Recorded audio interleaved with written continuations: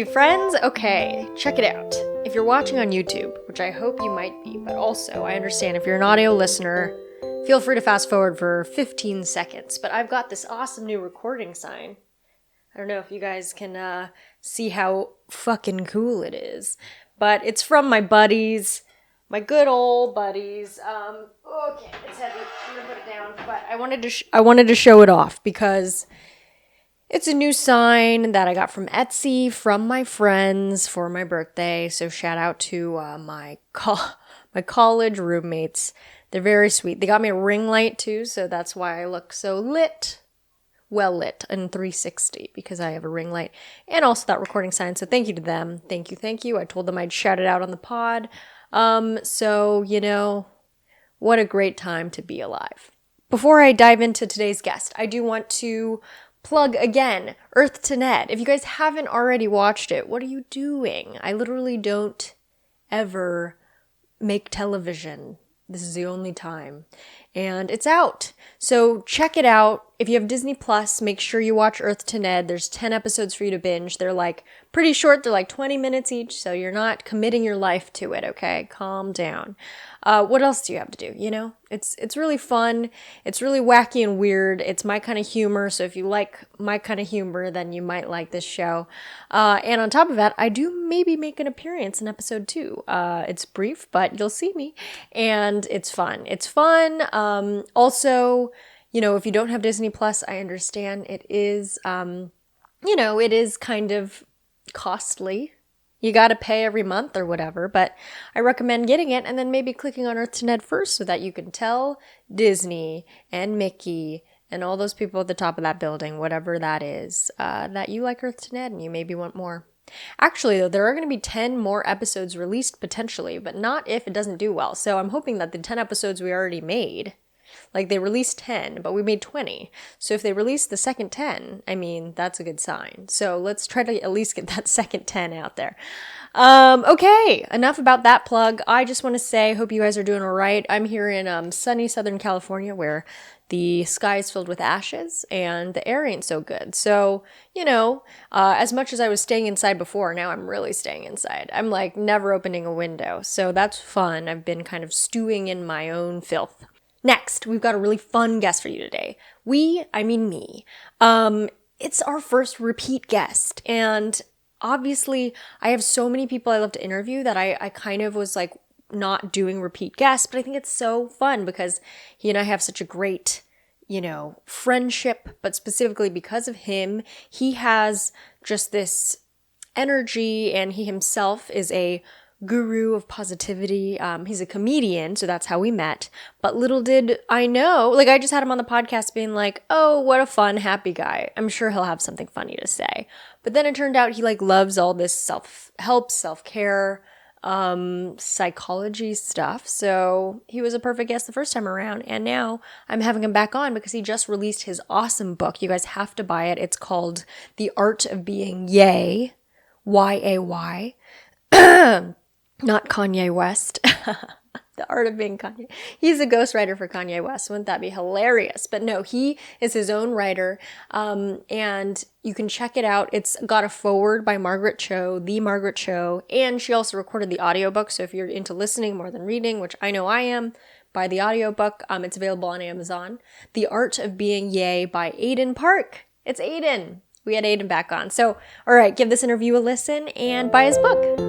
So, it is exciting to have you back because I remember last time you brought pizza and it was a very different world. We did not know what was in our future. Right, when I could walk in and order and pick it up. Exactly. Yeah, and as always, I don't think I even knew before then as much because we had such a great time to talk it through. The fact that you were this like positivity expert and or just mental health and self, actualization and inspection person. And now you're coming out with a book, which is why you're coming back on. If you want to talk a little bit about that, and then we can, we'll talk about everything that is Aiden as the author. Yay, cool. All right, awesome. So, there's a reason why you don't know all of that is because I keep it a secret because I don't want people to think I'm a weirdo. that being an expert on life advice and stuff would be a weirdo? Well, initially, I got into it because, okay, it's all in the book, but I'll give you the short end of it, right? Nice. So, yeah. But still buy the book. I'll still buy the book. But still buy the book. I go into much more detail, you know. Right. Basically, I was moved to this country from Korea when I was 9, right? And I got out of high school, and at the time I graduated high school, I was still undocumented. Right? So this was back in 2003 where there were no protections for people who, you know, were undocumented at the time, right? And, you know, of course, when I moved here also, like my mom, I moved here with my mom and she moved across the country. So I grew up with my grandmother. And so she raised me in her government housing senior apartment where I couldn't be there. So I had to be quiet. So in poverty with no parenting and my mom gone and religious, I'm gay. So that's another layer, right? So I graduated high school. Wow. Mm-hmm. And when I graduated high school, I couldn't go to college. I found out like 2 months before I couldn't get a job because I was undocumented. So I was a Craigslist erotic services provider for a minute. Right? Yeah. Until I got HIV, right? So when I got to that point, I had no way to educate myself or get a job or anything. And a few friends of mine were like, you should take this empowerment workshop. So they sent me to this empowerment workshop. And from there, I started researching how successful people do things. And so I started applying those things to my life. So the reason why I don't come out and say that is because I was just applying to my life and not really, it wasn't about helping anybody else. It was just about helping myself so that I could get what I want. Until I reached a certain age. And I don't want, like, you know, like comedians, like, I don't want other comedians to think I'm this weirdo. Fair enough. Right. I mean, yeah, like anything, it's like you kind of wait until you need to introduce that part of you to other parts of your life for people who you're not sure, I guess. Well, I have no intention of ever talking about this at all. Like, I had no intention of ever revealing that I was into empowerment because I was just doing it for me, you know? And they teach you all kinds of freaky stuff in that world. Okay. Yeah. Now that's getting a little scary. No, but yeah.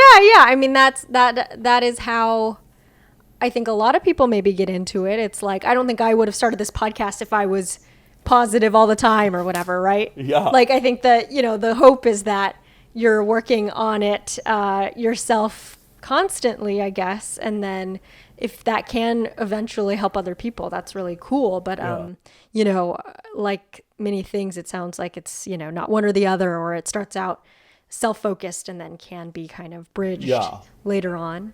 It was totally self-focused. And in fact, like, it's better. It's like almost better if people don't know what you're doing. Do you know what I mean? There's this specific technique called neuro-linguistic programming, right? Which I'm actually a master practitioner of. And people don't know that because I don't talk about it, all right? And it's basically this way that, this concept that, like, language makes the world, right? So if you listen to somebody's languaging, you can kind of hear where they're positioning themselves as it relates to their career or what they're doing or how they feel about their own comedy career or how they feel about themselves or their relationship. Very, very clear. And so I got really good at figuring that out very quickly. And so if people know that you can do that, it's a little weird, right? So yeah, like they might think that you're going to diagnose them the minute that you talk with them or something. Yeah, kind of, right?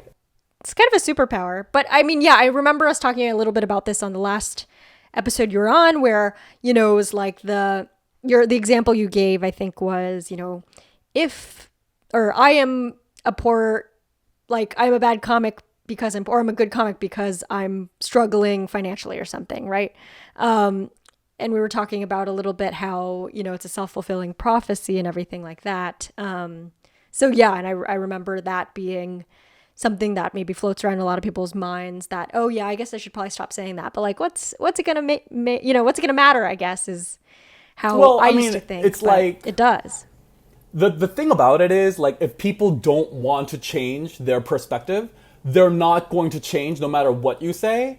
And so it's really great to identify people who are either empowered or disempowered, or how they feel about the world and whether they want to or are willing to change that, because then it helps you maneuver around them. It's like, if you know that, Las Vegas is in Nevada, then you can either go through Vegas or around Vegas.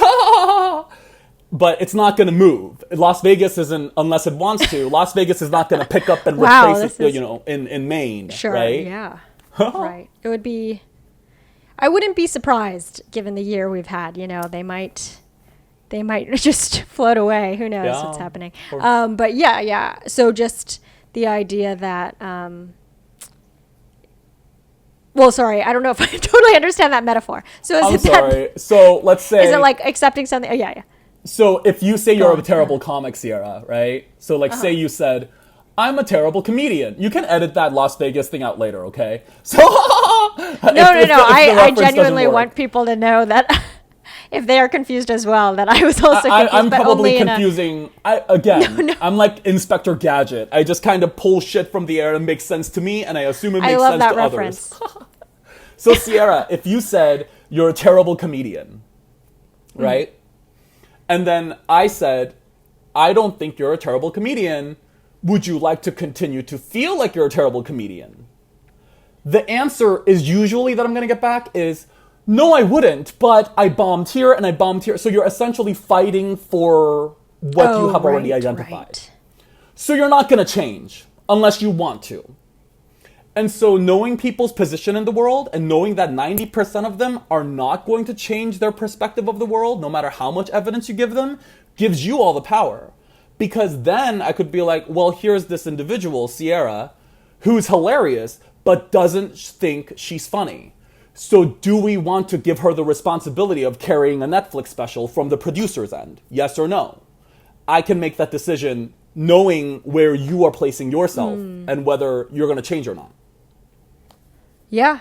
I mean, that's like good interview advice for jobs too, I guess. Like, I don't know, thinking about that's probably what they are doing, even if they don't call it NLP or, these interviews or these HR managers or these CEOs who are hiring, like they know what cues to pick up on and how somebody might answer the question, where do you see yourself in 5 years? Like, I guess that's a lot more telling than just, where will they see themselves in 5 years? I guess that's kind of people like make stuff up that sound good, right? So like they'll go to these interviews and they train for these interviews. Like, my biggest downfall is that I feel like I work too hard. Like, the bullshit answers like that. Yeah. You see what I'm saying?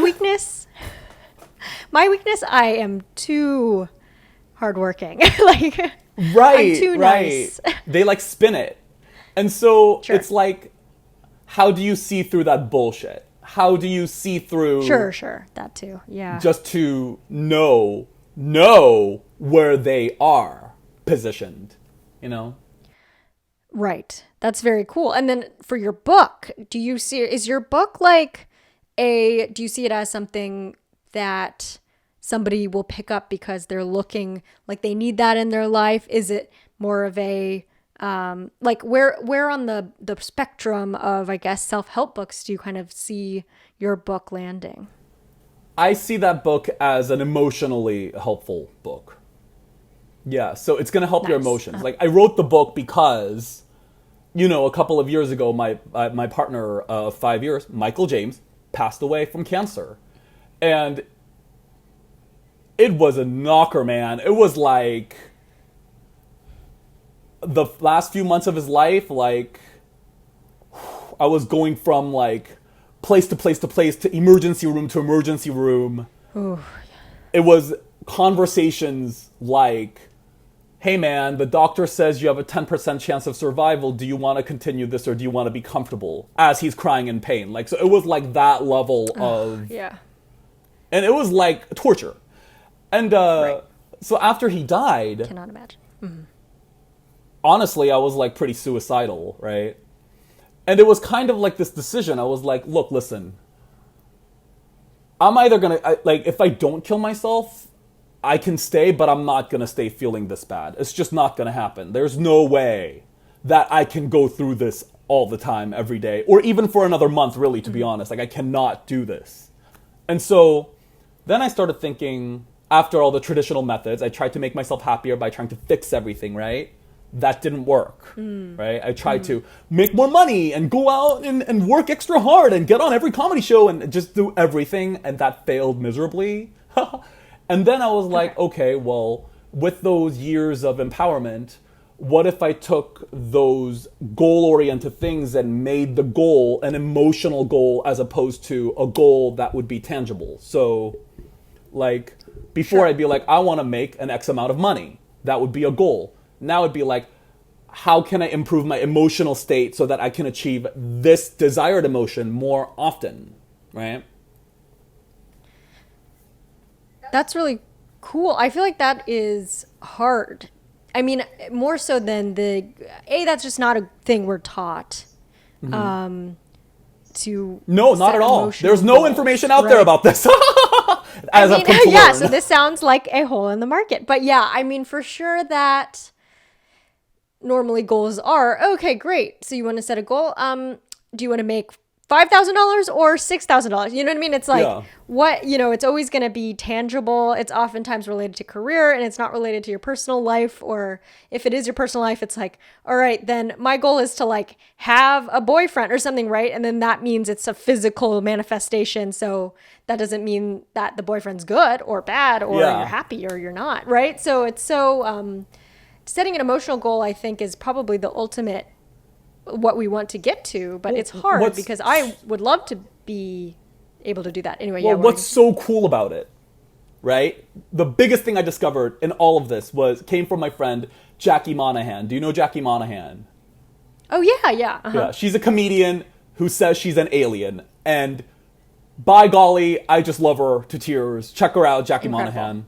Yeah, Monahan. Jackie Primrose Monahan is Jacqueline Primrose Monahan, right? Jacqueline Primrose Monahan, beautiful name. I know her mainly from social media, so that's why. But I have met her before. I think we did the same season of Last Comic Standing. She's super cool. She's like so very funny. She's so out there, but she's one of the happiest people ever, right? And incredible. I went to have lunch with her. I'm sorry, what? Tell me everything. So I went to have lunch with her. And I was telling her about how much I was missing Michael, and this was like 3 or 4 months after he died. And she said something so cool. She said, well, Aiden, the point is that you want to figure out what you're missing in Michael and give that to yourself. And at first I was like, what the fuck are you talking about, you crazy bitch, right? Right? I was like, I want Michael. That's what I want. That's what I want in myself. Right. I want Michael in myself. You know what I'm saying? right. Yeah. I want Michael in, got it. You got it. I'm gay, people. We all got that, right? Yeah. No, that's a top-notch joke right there. I didn't want anyone to miss it. So I'm glad I want Michael in myself. Yeah. Yes. Yeah, and if you're not watching on YouTube, he's doing a sort of flicking motion up the bum, so probably with a little 2 fingers. That is so funny. Now you know where the cremations went. Oh no! I know, it's terrible. I'm sorry. Whatever. We're comedians. What can we do? We're comedians. This is what we do. I'm a comedian, right? I'm a professional. So whatever. But anyway, Jacqueline Primrose Monahan said she thought I should look for what I was missing in Michael and try to give that to myself. And I was like, what in the gobbledygook does that mean, right? So I was like, Jackie, what are you talking about? And she said she heard it from, I'll never forget it. She was like, do you know Abraham? And I was like, who's Abraham? And she was like, Abraham is a psychic channeler who comes through a woman named Esther. And Esther translates messages from the channeler to this planet. Mm-hmm. And she says that's what we should do. And I was like, okay. I have heard of this, and I don't know if I heard of it from you. I probably did. Or did I hear about it from somebody else? Maybe. But I don't have heard of know. this. I mean, I love I know Abraham, there's YouTube actually. videos, so people I really can do. I think it's investigate. great. But at Yeah? the time, I was like, how'd you find this, Jackie? And she goes, I think I'm part alien, and so I was researching people who would back up evidence for extraterrestrial life. So that's how I found Abraham. And I was like, okay, so you mean to tell me that I'm taking messages from you, who heard it from Esther on YouTube, who's getting Right. messages from Abraham, the universe, who says aliens exist. This is a messed up game of Good. fucking telephone. You see what I'm saying? I was like, this is Yeah, fucked. it's pretty indirect. But, Many aliens removed, but you know, and then also I really am admiring the fact that to back up her already pretty out there explanation with an even more, you know, unheard of explanation. yeah. Whether or not, of course, I definitely, I can believe her for sure. Yeah. But yeah, it is like, you know, it wasn't It's like she was trying to out say, there. I know this is silly, and I found it on YouTube because I was searching around. It's like, And she I was like gave worried me about the truth. neurolinguistic programming. You know? There you go. Yeah. So then, but when you're desperate, you try anything, really. Like, really. So then I was like, okay, what's this all about? And so, on a particular time where I missed Michael, I actually thought, okay, if Michael were here, what would he be providing me right now? And after I got, at first I was like, well, he'd be touching me, he'd be comforting. But as I got deeper into why I was looking for Michael, it turned out that I was looking for Michael for a emotional reason, right? So the one that stayed in my book is I lost a big check. Michael was the money guy. And so I was like, immediately, I lost the check. I was vulnerable in the area that he was in charge of. So I was like, oh my God, Michael, I miss you. Crying. Wait a minute, hold on. Why do I miss Michael? Because if Michael were here, this would not be happening. Why? Because he would be in charge of the money. Okay, and how would that make you feel? Safe, secure, comforted? What would Michael say to you if he were here? Comforted, cared for. Comforted and cared for. That's what I was going for. So then I started applying that. I was like, so Abraham also said something like, anything you want in life, you're wanting because you want an emotional result out of it. So people who say they want a boyfriend generally want a boyfriend because they're seeking the emotion at the end of the day, if you get right down to it, security, safety, maybe. It might be something different for other people. Excitement, love. People might want money because they want a sense of wellness or power or empowerment. I want to have this coffee because I want to feel stimulated. I don't know, like whatever. Like I'm on this call with you and connecting with you because what do I want? You know, good emotions, whatever. At the end of the day, if we get to the end of it, right? So if I'm on this thing, I'm talking to you. If I sell 10,000 copies, then what am I going to get? Money and further exposure. Then what am I going to get? A sense of accomplishment. You see what I'm saying? You see what I'm going for? Right. Yeah. Like you don't just want the coffee for the brown sludge at the bottom, as good as that can be as well. Yeah. But yeah, it's like you have another result that comes from it. Right. And so it's an emotional result. At the end of the day, it's always an emotional result, actually. And I tried it on for size. And so every time I missed Michael, I started going, why am I missing Michael? I stopped. I was like, why am I missing Michael? What would he provide me emotionally if he were here? And I started getting different answers. You know, sometimes I would miss him because I missed the excitement. Sometimes I would miss him because I would miss the comfort or, you know, I don't know, like laughter or whatever. And so then I try to give that to myself direct. without needing Michael to be there in order to make that goal happen. Yeah, no, that sounds, or it sounds like how when people say, oh, they're still with you, or they're still, friends or family who have passed. I mean, that is essentially what they mean, except for sometimes, depending on how you interpret that, it's like, oh, is there a ghost? Like, what's happening? Yeah. When people said that to me when he first died, I was like, fuck you guys. Fuck you. Don't tell me that. Right, yeah, you're like, fuck you. That's obviously He's not fucking true. not here. Yeah.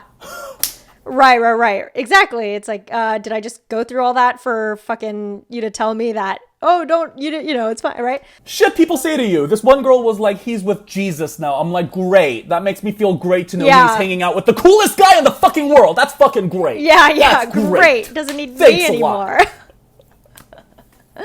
Right. So, everyone's got their different language of how they describe these really tough moments and loss. But I think essentially that is, what you're stepping out, what you're clearly delineating there is that you know him so well that each situation, we may not be able to pause and think, oh, what am I getting from this person? Or what are we exchanging here or whatever? But like, because you've had the, great insight of being able to go through this really awful time with somebody so meaningfully to you. It just sounds like he really is, he really is somebody who you've been able to put into yourself. But yeah, you did it. But that is beautiful. I thank you for sharing that with us. And also, I wanted to say the painting behind you, I know we discussed it when you first arrived, but we weren't recording yet. The backstory of the painting, I don't know if you want to go into detail. It looks like a freaking 80s cool. painting from Working Girl, but Michael actually found this in the garbage 4 years ago, right? Like, that was 2 years before he died. And this painter right here, Lee Reynolds, he was like, baby. And like, he came home with this thing. He was like, baby, look. He's 20 years older than me. He talks like a grandfather. He used to smoke. But he was like, baby, look. So this Lee Reynolds, this painting looks like it's something. Maybe we can look into it. Maybe it's worth $1 million. And so we started researching this artist, and it turns out that it was a student artwork from a student of Lee Reynolds. So it wasn't Lee, It was one of his students. But it looks good, so I left it hanging, and yeah. Well, why does he? So he signed it. Did he take credit credit for the student, or what's that mean? I guess I don't know. I don't know if it's forged or I don't know the story. Still, I have no clue. That's great. I mean, you never know. You really never know. And so I think it's a beautiful backdrop. And that reminds me, actually, my grandpa was a watercolor artist. One of his paintings actually right behind me.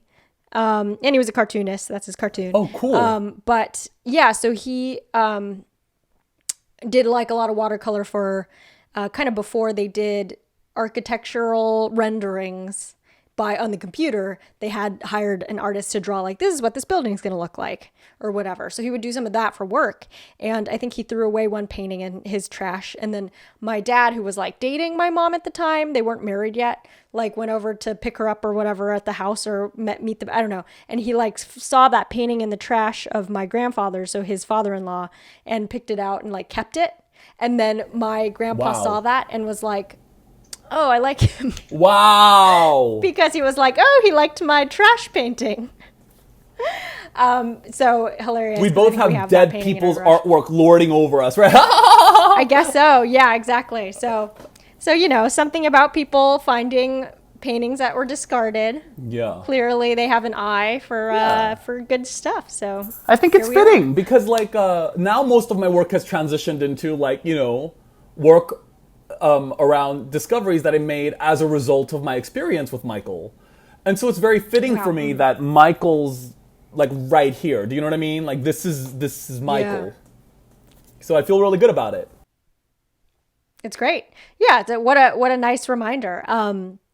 So yeah, and then specifically back to the book stuff. I did want to ask, like, I kind of remember when you said you were writing a book, and to me, that's such an amorphous thing. Like, I don't even know where you get started with that. And what sort of do you have a specific moment when you decided, yeah, I'm writing this book? Yeah. So this is what happened. Like, so this is actually what I advocate in the book. It seems like I'm going off track, but I'm not.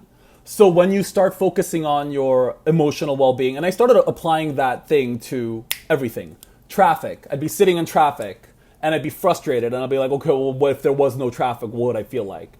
Peace and quiet. So then I would try to give myself peace and quiet right then.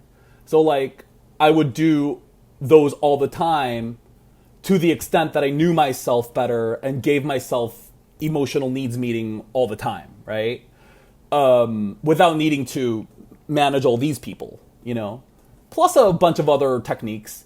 And so my happiness level actually moment to moment got pretty high, higher than actually when Michael was alive, ironically, because when Michael was alive, I'd be stuck in bullshit. I'd be like, the comedy industry doesn't like me, I'm not funny, I'm not this or that, blah, blah, blah, blah, blah, yada, yada, same old racket over and over and over. Whereas if you know how to manage that and understand what it is, then you can let yourself actually have a higher level of happiness, right? So when you do that, people notice. And so that's why I advocate for happy first in the book. There's a whole book about it, actually. Sean A. Core's Happiness Advantage. It's about how if you're happy first, you get everything else. And people do better when they're happier. Yeah. Those statistics. It's just logical. I think because, I saw his TED Talk. Sorry? Yeah, he had a TED Talk. And he talks really fast and like cracks like 10 jokes a minute. It's like kind of a lot. Yeah, faster than me. Yeah, I mean, it's similar in the sense that like he's like a fast talking person, and then I feel like you have that high energy, but then you're like a comedian still. He's still like you have like a comedian's cadence of like joke, knowing how to tell a joke. I feel like he's just like rapid fire, like firing off things that you're like, wait, what was that supposed to be a joke? Oh, okay. Yeah. But they'll laugh. I watched Brene Brown's special, you know, and she made a joke like well, don't we all feel like a suburban mother sometimes? And then the audience cracked up or something like that. And I was like, that is not a joke! I know. That's it's so like true. Everybody, I mean, when have we performed to a whole room full of like a stadium laughing at a joke like that, Sierra? Like... I know, hilarious. It is true that like if you go into a thing and you are there to give them not just comedy, right? If you're there to give them, that's why, I mean, you would crush at the TED Talk kind of format because oh my God. So, because, you will definitely have that once we can gather again. But yeah, once, they're there to deliver their idea. Yeah. So there's like no pressure to be funny. So then if they throw in one thing, everybody's like, oh my God, I wasn't expecting so outrageous. that. And then... Let's be honest, that's why I got into this whole thing, because I couldn't be funny enough to be a comedian. So I was like, I'll throw some ideas out there and then they'll forgive me for my bad jokes. Not true at all. You're very hilarious. But also I think what is true, and I believe, is that, there's so many comedians, and it is kind of about finding like what you're passionate about outside of comedy. Because comedy sometimes can just feel like, at least this is how I see it sometimes in my own life. So not to speak for anyone else, but I do feel like in many ways it's just a tool. Like it would be really hard just to be a comedian right now because there's just so many talented comedians and so many jokes have been said and recorded and like so many styles and different ways to make people laugh. So I do feel like it's a really valuable tool to have if you can be funny and write jokes and deliver material in a way that makes people laugh. But it's also about the content of what you're saying. And I think if you have something like you're passionate about, like you do, then it's like a valuable synergy of, oh, hey, I'm a great comedian, but also here's like this life experience that I had that led to me learning this, that led to me learning this. And then I'm packaging that all for you and making it super easy to understand, but also enjoy learning. Yeah. So, well, I think all comedians are in the self-help industry, whether they want to admit it or not.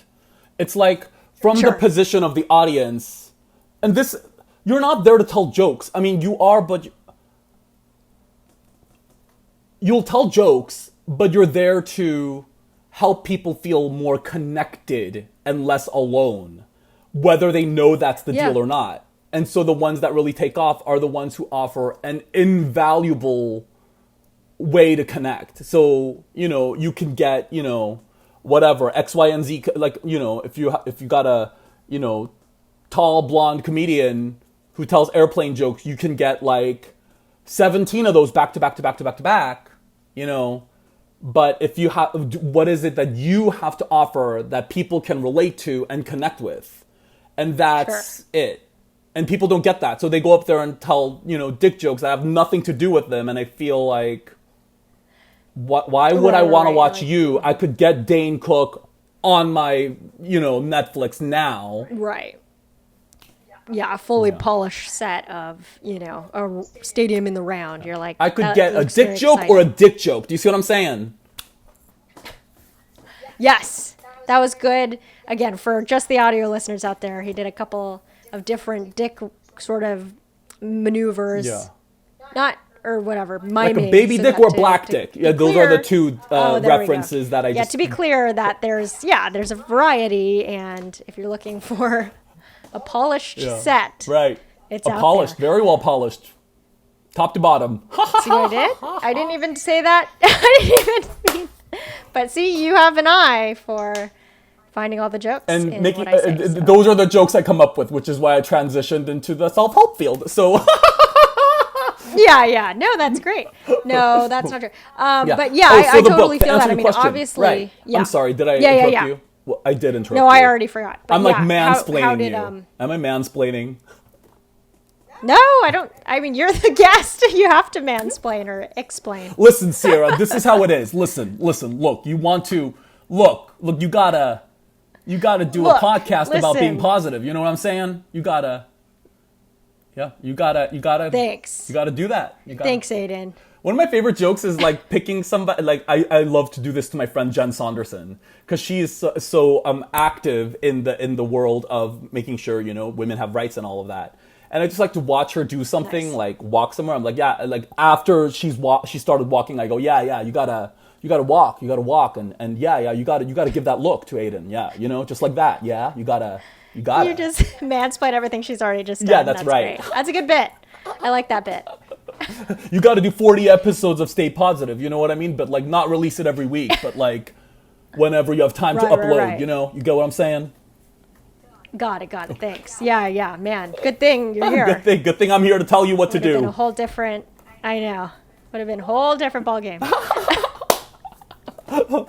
Oh yeah, so the book, right. So how I got there was a mentor of mine, Enette Morton, who I've known for years. She actually she ran the business department over at Pepperdine University, and she was a big HR lady, one of the first women of color in the PR, you know, in Los Angeles in like the 90s and the 80s, right?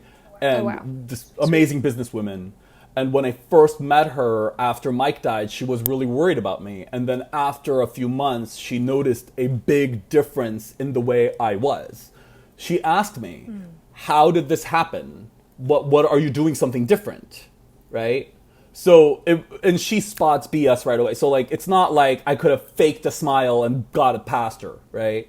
So she was like, what is it that you're... And I was like, well, I'm doing this and this and this and this. And so she was like, well, have you considered sharing that? Maybe writing a book. Okay. So then she was like, I have a friend who's a book coach. Maybe you should just talk to her to get some ideas. I did. I talked to her about the idea, and she said, look, Aiden, scholarship. I'm going to have you join my program, write this book. I think I need to be helping you. So she gave me a scholarship to write this book. That's what a blessing of, crazy. You know, not even like not like, I don't know, just like as far as to hear that from somebody who has obviously seen a lot of book pitches or a lot of people who are interested. It's a good sign. Yeah, it's like interesting. It's the thing that wouldn't have happened if I didn't have my positive, if I didn't have a good attitude, if I had approached any of those things, if I approached with lack of confidence or not being happy or any of that, and it's not something you can fake it. If you fake it, everybody can tell anyway. So the only real answer is to get real happy, find real joy. What does that mean? How do you do that? And nobody talks about it. People just say, go and fake it till you make it. That's terrible. Like, people do not understand their emotions, and it's totally okay as long as you're showing up 9 to 5. That is terrible. That's awful. Yeah, that's like, it is painful, especially now. I always joke, like, I jokingly posted like a gif of, that I, Tanya movie, and how she like is kind of having a breakdown and then she has to put her lipstick on before going out to skate. And like it's just an awful scene because she's like smudging blush. It's like really, really great acting by Margot Robbie, but also just you feel her pain. You're like, oh yeah, and you gotta put on like eyeliner, and It's like toddlers and tiaras. What? Toddlers and tiaras, where they make 3-year-old girls go on stage and with the big hair. Oh, and they're like having a meltdown. You know what's sad about that though? That's how most of us live life, honestly. And like, really, that is how we do it. It's rewarded, I guess. Just suck it up. Yeah, and then that's how I've felt sometimes going on, even work meetings or something where you're on Zoom. You so much are like, you know what? I can just get through it because I can just turn the computer on and like do my thing and talk normal and then go off and like collapse for the rest of the day.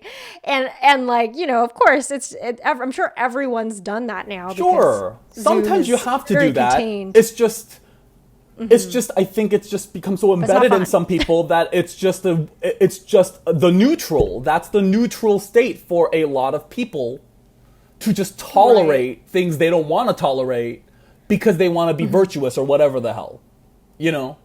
It's just... Yeah, and that's like really not a fun thing to sustain. It's also impossible because you try to hear. sustain it, it'll leak out in other ways. You don't have to...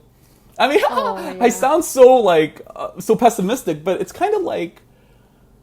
I don't think that sounds pessimistic. I think that sounds like a really fair warning to people that you are looking out for them and you don't want that to manifest in a way that is more harmful than if they just owned up to it and tried to kind of work on it now. But I mean, that's like the American way is like, pushing it off to somebody else's problem for later. You gotta look in, because a lot of people I think don't even know what they actually want. Like they just kind of go and do what they're supposed to.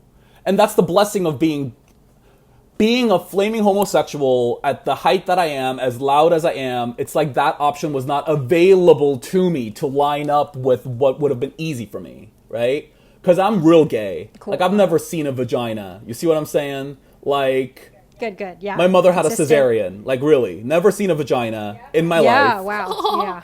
And so... Yeah, no, you're really committed. That's gay. I'm committed to being gay. I'm very gay. Yeah. And when you're that gay...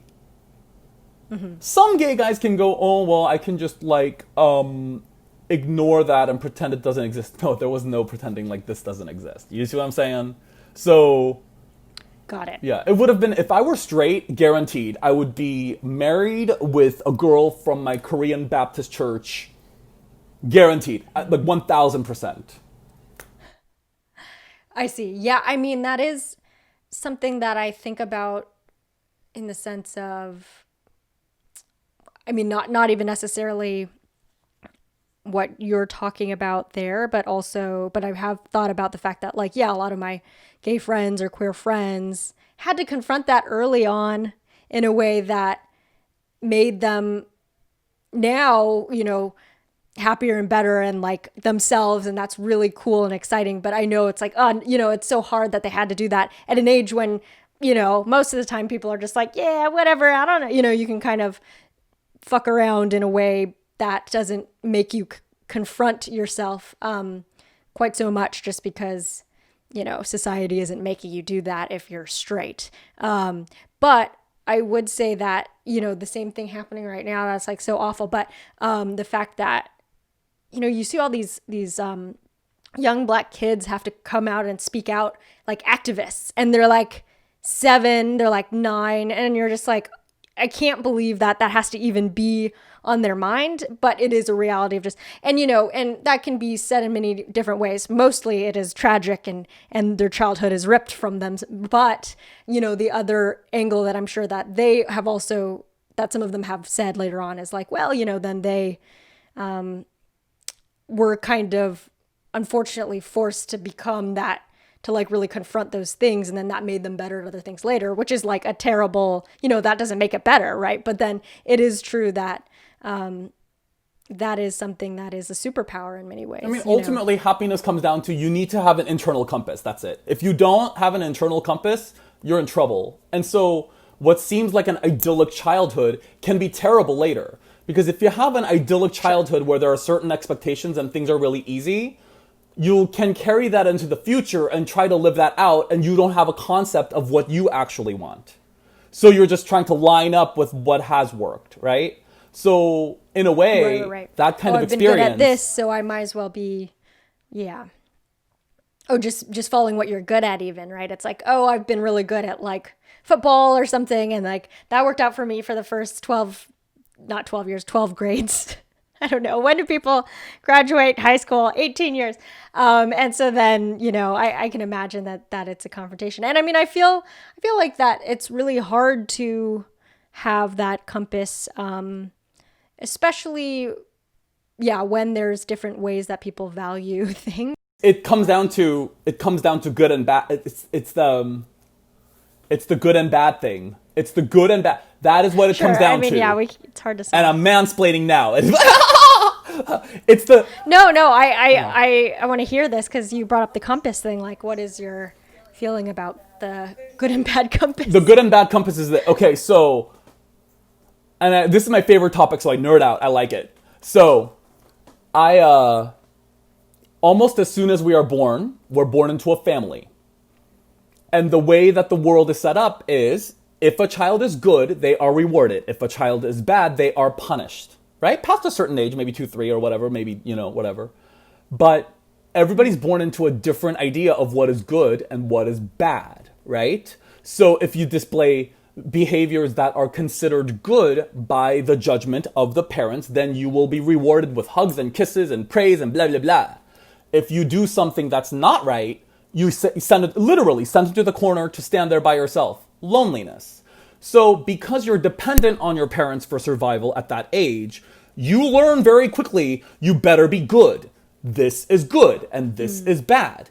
And your survival is dependent on your ability to be good. Except we carry that into our future and we live our lives as we have to be good as we identified it. We must be good in order for... And we link that to survival. We're like, we have to be good.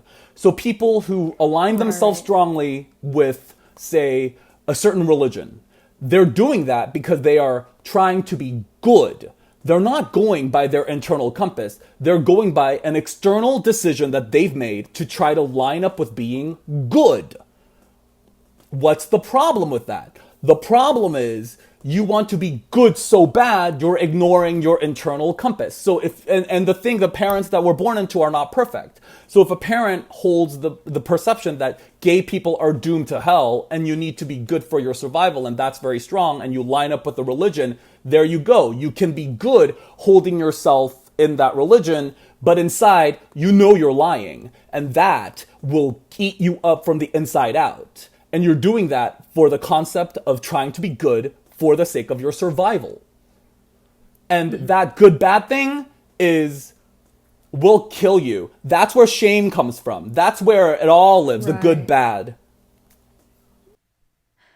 Wow. Yeah, that is so true and scary to think. It's true. Because it's like at the time, parents are probably thinking like, we need to teach them these things like stealing is bad. But then, the minute it gets introduced something that like, oh, no, our understanding of sexuality has evolved from maybe how you were raised. Sorry, our previous generation, but like can't instill that anymore. Like that is really damaging. And also I have a cousin now who has 2 little girls, 3 and 1.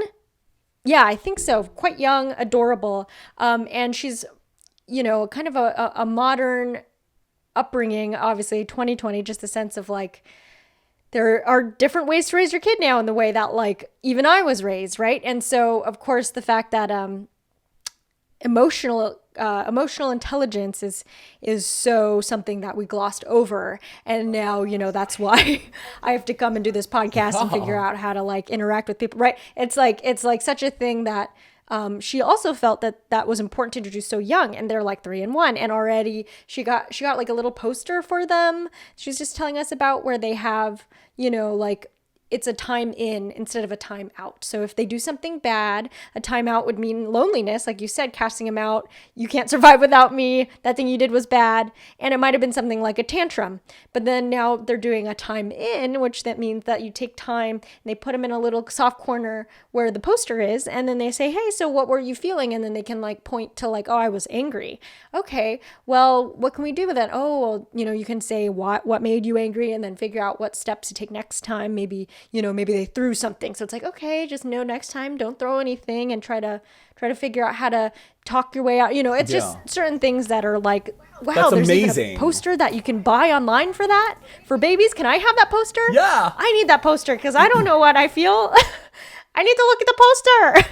Really, truly. Yeah. We're like conditioned to ignore our feelings all the time. That's basically what it is.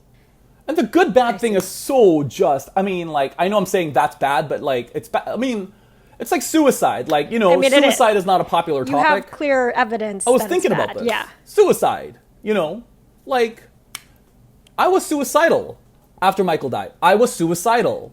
I went shopped for guns. I was I wanted to fucking kill myself. And the thing is, suicide is such a, quote, bad topic that everybody says, don't talk about it. And then people shove it down, people who are suicidal. Then what happens? What do those people end up doing? Right. You find out, oh, what? You find out after on Facebook. Yeah. So I know. The worst. It's this good, bad paradigm that we have created in the society that we're all trying to live with that causes problems, actually. Yeah, that's something that is new. And I know we've talked about shame before, and maybe just on the phone. I don't even know if this was on the last podcast, but you have a really good understanding of it. And I think something for me, it's a hard thing to grasp. Like I watch Brene Brown. I like know that, but shame to me, I just think of ashamed. I think it's like a language and a wording thing that I just like never really understood. Shame doesn't really, I don't know what that feels like or what that means. And it's not necessarily that I haven't felt shame. I think I just think of the word ashamed. But they're like kind of the same. But then also sometimes I think that certain times when I feel that way, I kind of feel like, oh, well, like I should be this way because that thing that, I shouldn't have felt so negatively the other day when I have so many, good things I could think about or something. There's a little bit of shame there maybe in the fact that like a should is in that sentence. I don't know.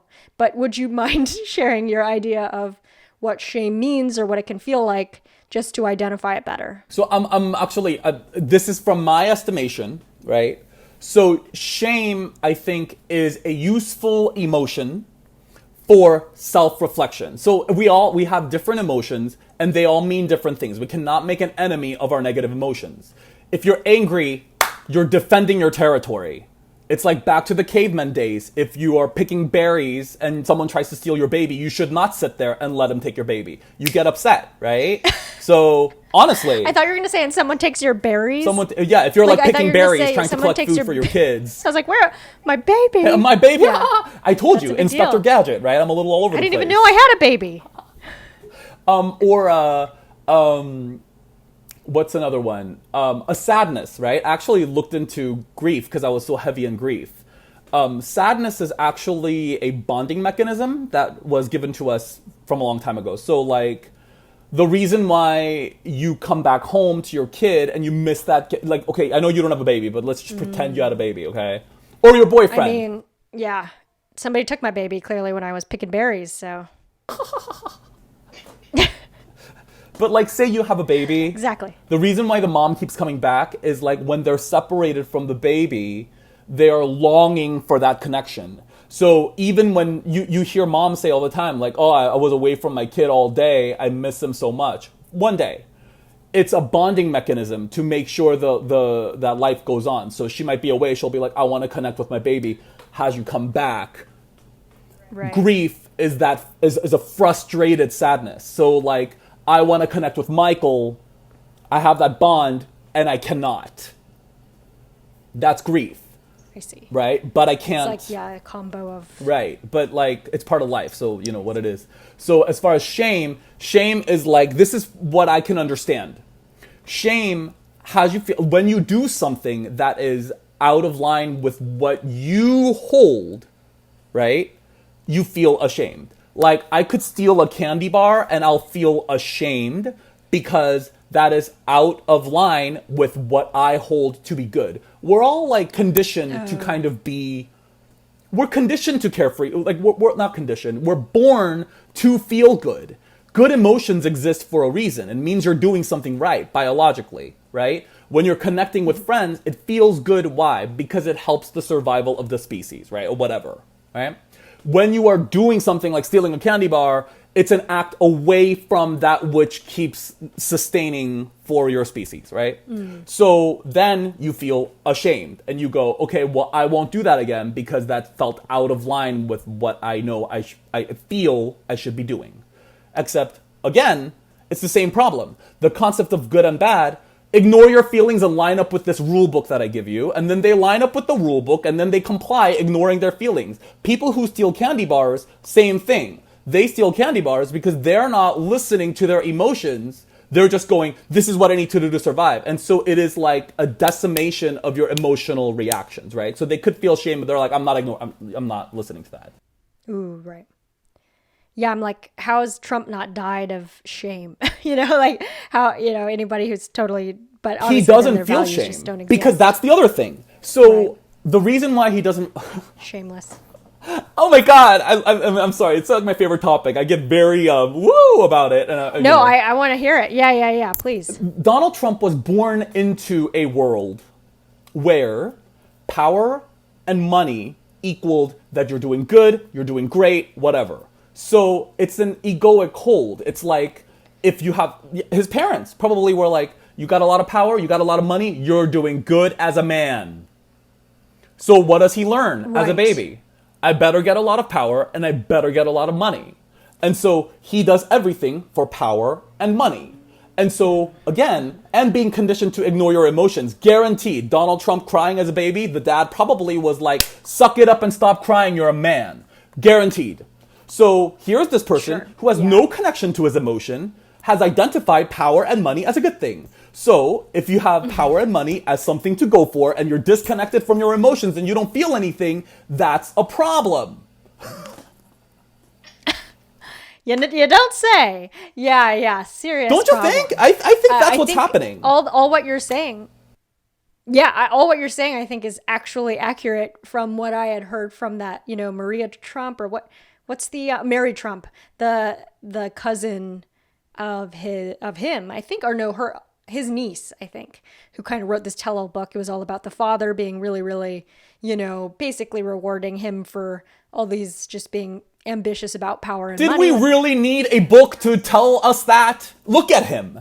Yeah, But I know. It's like he already said it himself. for Trump fans out there, I do want to point out that I think that he's not all terrible. Again, I don't do the whole good and bad thing, right? So on some level, I think he is all right.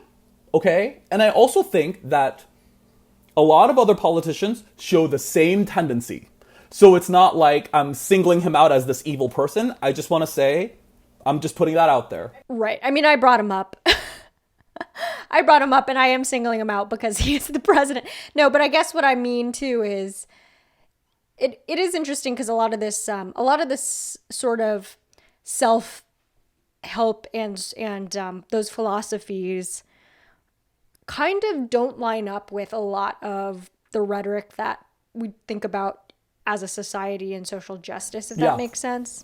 I don't know if you've thought about this a little bit, probably just because it's irrelevant, but I think, like, for instance, the thing, it is so important to, like, be sensitive to people and, make sure that you are speaking in a way that's deliberate so that people feel included and that people don't feel threatened, of course, or aren't reminded of a terrible situation or terrible time in history. At the same time, people always come up with the argument of saying like, well, if they say something offensive and somebody is offended, but their intentions weren't to offend, then, or should they be, I guess, persecuted in the same way? Is there a different sort of way you can go about kind of taking somebody or making somebody accountable for their words if their intention was different or whatever? And I think like for myself, I always like say somebody says something to me like, where are you from? Or something that could be interpreted as, oh, they think you're Asian and you're othered and then you're not from here. So they're asking you what country are those eyes from? Or so, like that's how I could interpret that, right? For my own health, I guess I'm always trying to, be like, oh, I can just say, oh, I'm from outside of Los Angeles. If they keep probing me, then I can definitely be, oh, okay, this guy's kind of being a little racist. If they don't, then I'm like, okay, good. I guess that's what they're asking. And, it's annoying that I have to go through that kind of thought at all, but I think slowly I can, slowly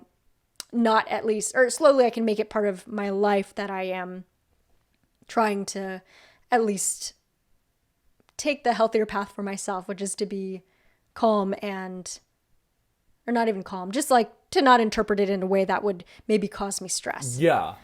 But I know that's very different for different people and depending on who you're talking to and everything.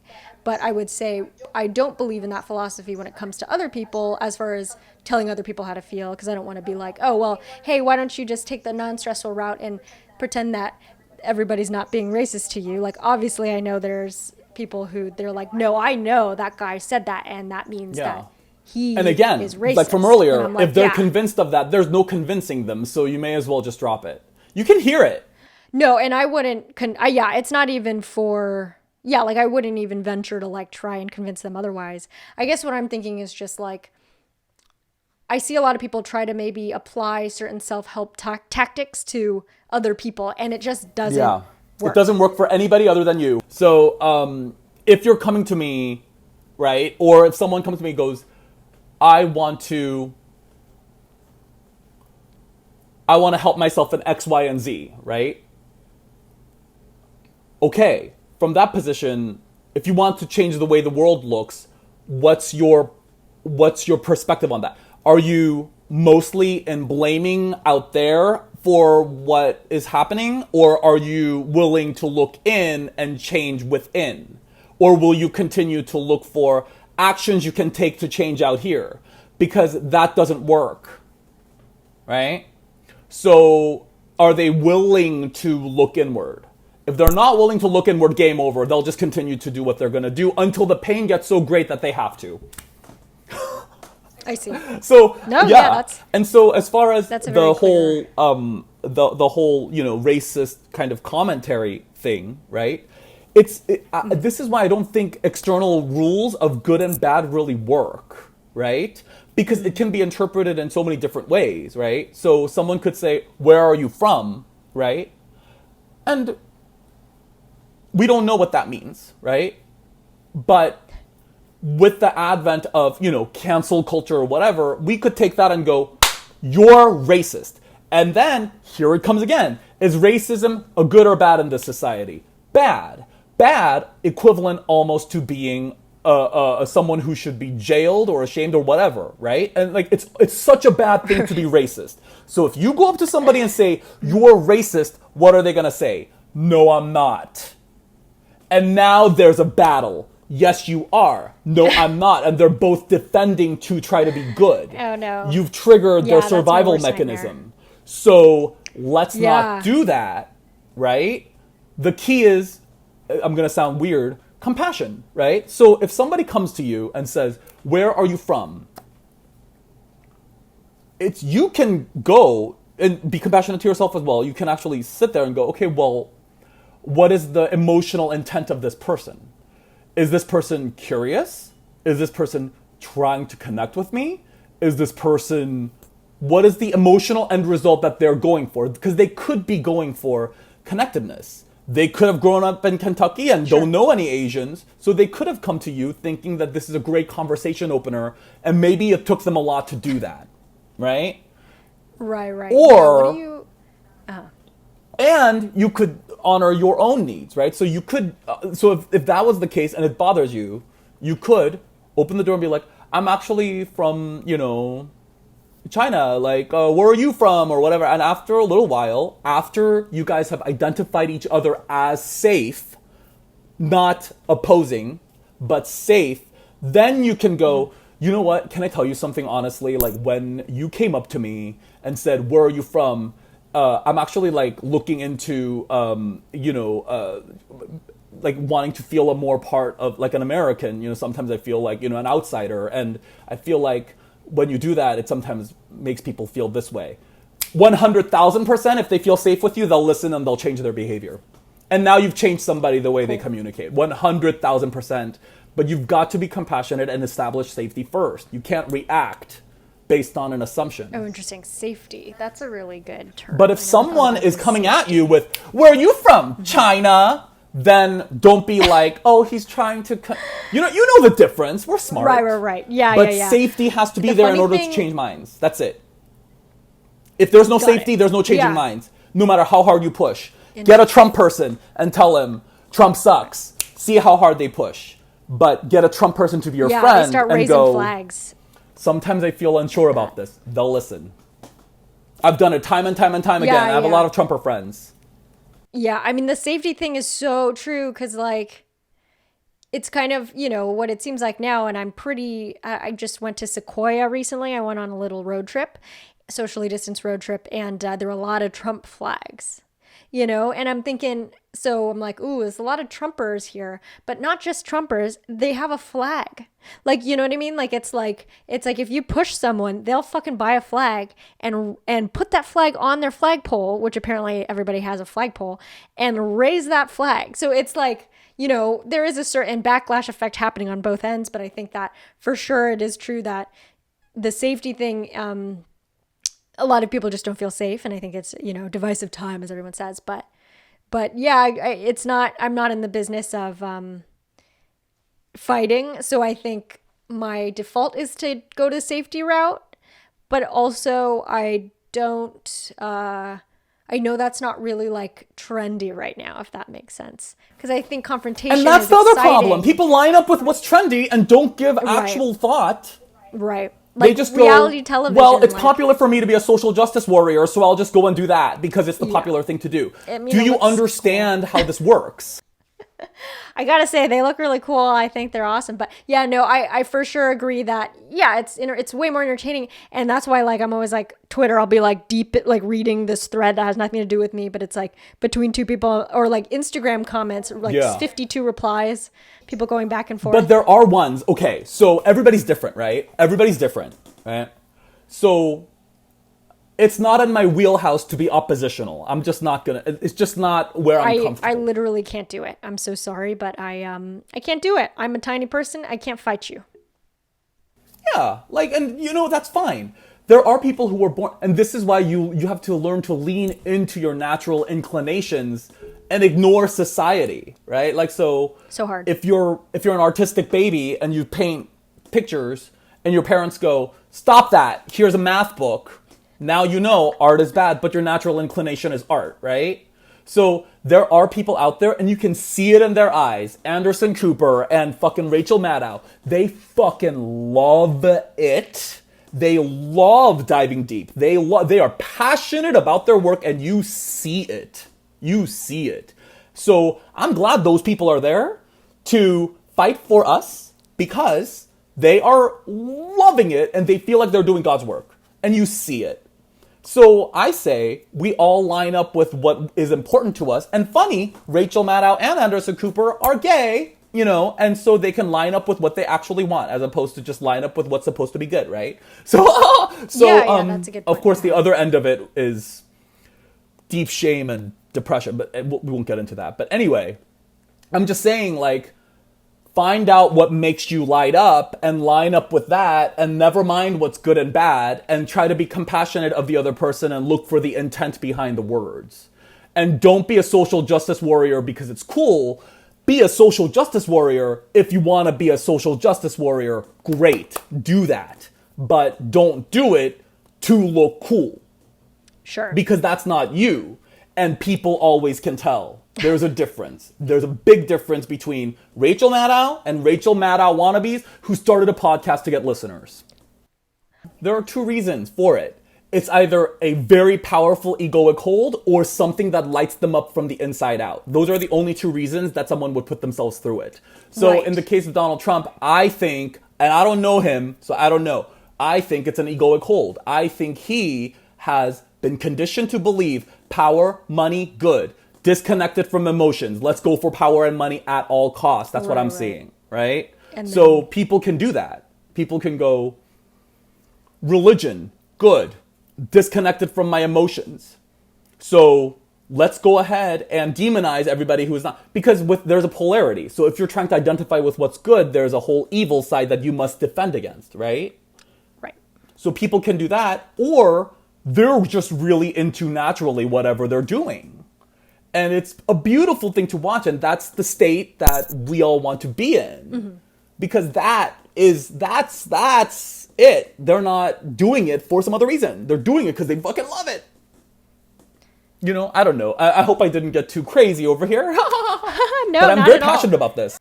This is great. I think, yeah, just it's tough because I think there's sometimes, you know, your values can shift. And so then when those values shift, like I feel like, you know, when I was in college and everybody was very high achieving, and I, up till that point, had been very high achieving academically in school, right? So the goal was to do well in high school, to then go to a good college. And I felt like I did that. And then after that was sort of like, well, I mean, it wasn't really, I guess, on my values list to just keep going to school because I kind of knew I wanted to do other stuff. But it was a weird transition period that I feel like I've gotten through a little bit, but at least that it was like my values were, I mean, prestige, essentially. It was like good name school, good grades or whatever, like a reputable major, and then I guess the next step would have been whatever that version is in the workforce.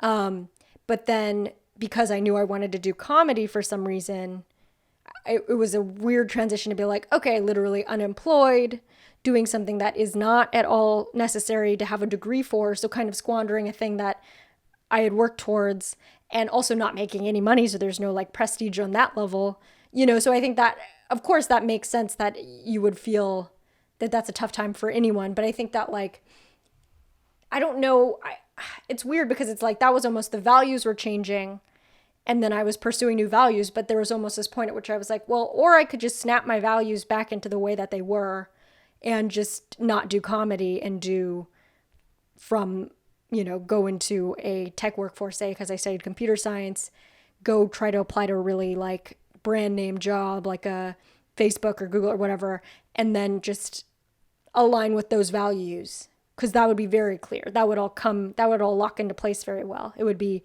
prestige, money, and power, essentially, right? And like that all kind of goes into one. Like you just need one job for that, if that makes sense. Yeah. But if you're in comedy or you're in something else, like you might need to juggle a couple things at first for those all to fall into place if those are your values.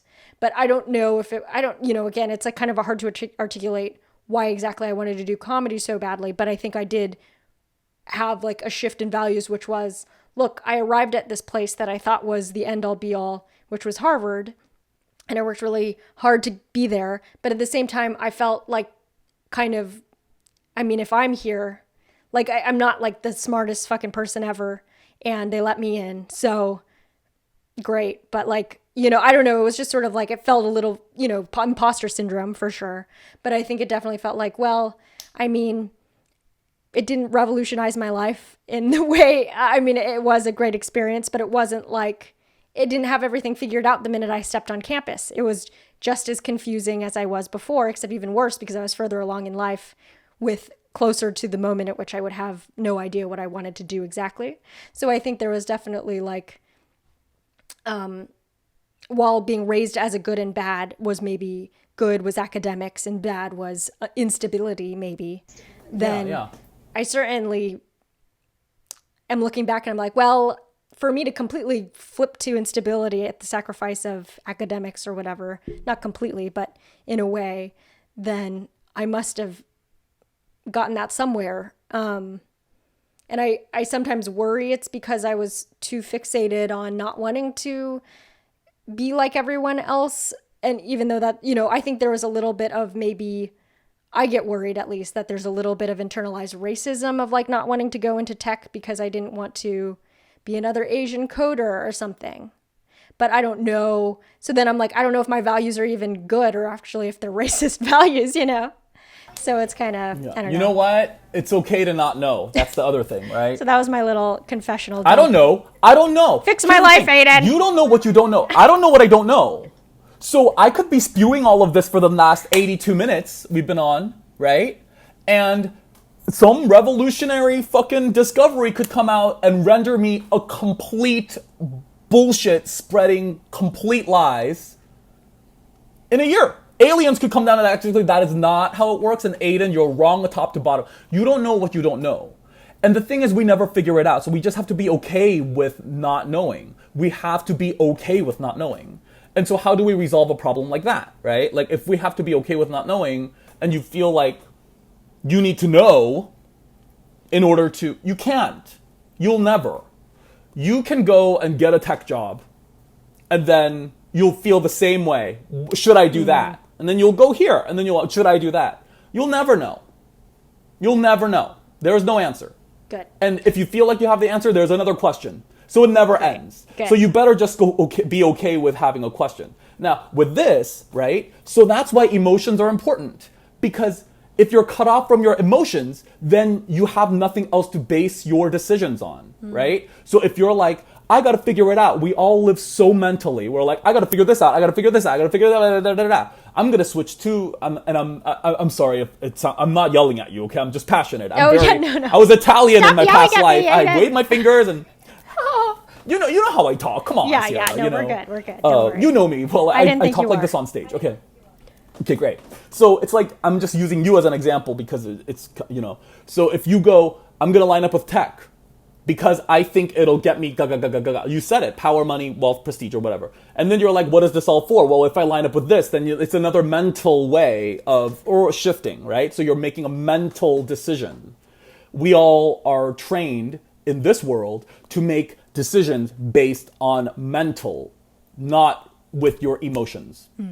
So how do we know? But it cannot be ignored, and it will not be ignored, right? If you live completely with your head, right? It's not going, you cannot ignore this. It's going to come out one way or the other. You can face it directly, or it comes out in other ways that makes other people suffer. You see what I'm saying? Yeah. So it comes out. What I mean by that is you could be like,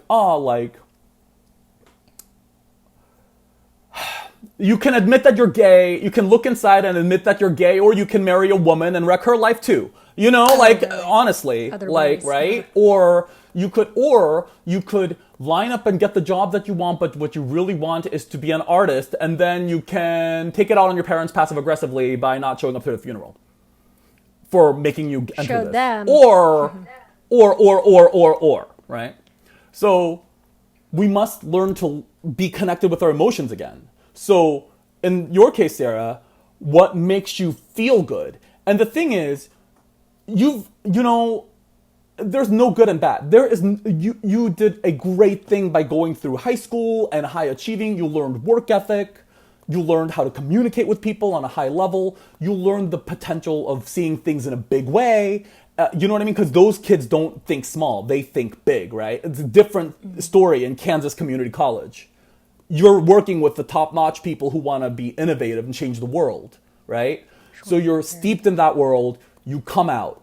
Now, what do you do with those skills to line them up with what you're actually passionate about? And you're fucking invincible. You see what I'm saying? See, I just needed to confess all my deepest, darkest shames to you, and then you fix it for me. Well, I mean, did I, or are you just No, like? I mean, Am I an asshole? I think you did because, yeah, I think sometimes I can definitely see how I make things seem like it was all for nothing because I didn't do this thing and it was like all headed this way, and then I switched. So sometimes I describe it as a switch when in reality, I was 21 when I graduated. Like does anybody never change their idea of what they're going to be? So yeah, I Look, think I was a Craigslist hooker, all right? Come on. So, come on. You're not still? Come on. Did you switch from that? You know what was really embarrassing? When I was 21, I had no self-concept. I did not know what to do. And like I said, like when I graduated from high school, I couldn't go to college, right? So I went into the empowerment world. And I wanted to be something so bad. I wanted to feel important because I didn't feel important. And so what I did was I became an actor, one of those very serious actors that thinks I'm really creating art and just really went far with that. And now looking back on it, it's quite embarrassing, but I'm grateful for it because I did the best that I could at the time and it gave me a sense of importance. Yeah. And it's part of the learning process. And it actually informs who I am. So, and I share that story specifically because I have a lot of shame around how I was when I was 21. Like, I feel shame around it. I feel like I was so self-important and I hurt people and I got my self-importance by putting other people down, right? Because I felt so diminished, right? And so I have to take those things and just put it out there, as much as possible, really. Because, hey, I feel like when you talk about, I was 21 and I was serious, I think that is fine. Like, I think it's kind of fun hearing other people talk about what they're most ashamed or, things that they are ashamed of in their past. Ooh, I don't say this a lot, but when I was a kid, I had a pet turtle and I accidentally, killed it. So it's like, oh God, that's fine. I mean, you're a kid, like certain things. It's like, yeah, you were younger, and like, of course, that's like not even as bad as the things that I think that, and then at the time, Sierra, like, I see I was like, no I had an shame ego, in like, what it was you crazy. did at all. It's so funny. I have more shame about my self-important attitude at the age of 21 than I do about Craigslist hooking, about my HIV status, about being a total bottom, about anything. Like, and it's funny. It's funny what we create in our heads. As, the main shame, the top shame. Because guaranteed, if someone watches this and they want to write an article about it, Aiden was self-important when he was 21 is not going to make the headline. Yeah. You know what I mean? Everyone, look at this guy. And it's who like used to other be people are like, what's wrong with you? Like, I don't see a problem. Everyone was. Yeah, that's the reality. It's like, well. So it's a self-construct, right? It's like, and that's the other thing about happiness is like our minds are created to solve problems. So if you don't have a problem, it gets nervous if you're identified with the mind. So it will create problems to solve. And how does it do that? Well, I was self-important when I was 21 and I did that and great. It could end there. Or I could be like, man, I need to defend against that for the rest of my life because I have a tendency to be stuck up and diminish other people. And what is wrong with me that I need to do that? So I better guard against that create this whole narrative and chase that down. Nice. And always need to be defending against something. And that is a construct of the mind, you know?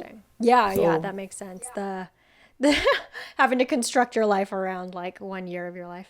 I mean, people do it, clearly. People do that. People that construct all kinds of drama. Exhausting. Like, it's just so, they'll take one bad show and they'll be like, I'm not a great comic. And they'll hold that. Right.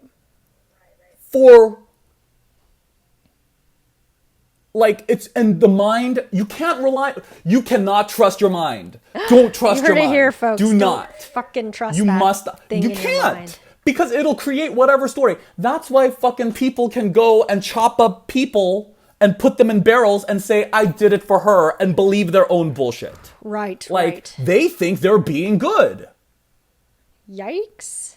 Yeah, I mean, that is... And they're cut off from their emotion. That's what those barrel choppers tend to say. They did it once and they do it more to defend the first time. Oh, no. Jones, the fucking, where they, drank all the Kool-Aid. Like, he thought he was saving them. So... And where did that come from? The construct of good and bad. Again, Hitler. Again, Oof. Right? So when a bunch of people are disconnected from their emotion and they line up with the concept of good because mass think, that's what happens. So then the goal is not to push against whatever's happening. If everybody would just access their internal compass by emotionally, right? Like, and allow the mind to do what it does best. Let it solve issues as they arise. And then put it away. But you must be connected to your emotion. Because somebody who is connected to their emotion, I cannot sit there, never mind, saying, I couldn't have you sit there and insult, I couldn't do it. I couldn't give you, if someone paid me $1 million and said, here's a knife, you must give Sierra a paper cut on her finger. I couldn't do it. It'd be a knife cut. I would be like, I don't know. I can't. Even if you were like, it's okay, Aiden, it won't hurt, I'd be like, I don't know, Sierra. Like, and it's not a good or bad or right or wrong or whatever. It's an internal compass. You're trusting what's going on. Well, but then I don't want to watch you suffer. It feels bad. Well, okay, so then I'm worried about the fact that, what if, like, aren't your emotions kind of something that is, even if the good and bad is off kilter or something, your emotions might fit that at some point, that you have a visceral feeling that that's good or that's bad. Like you're happy when a good thing happens, or you're sad when a bad thing happens. But what if that's the wrong thing? So what if that person is trusting their emotions, but their emotions are telling them that they're happy when they're chopping somebody up and putting them in a barrel? So then what? It's like, is it serving a construct or is it serving it? Right? So that's important to note. So Donald Trump is happy when he wins because he is serving an egoic need to get power and money. So when he gets power and money, that's how he gets a sense of importance. So, but actually, the reason why he's going for power, I'm just using it as an example. It's not a definite. I do not know the guy.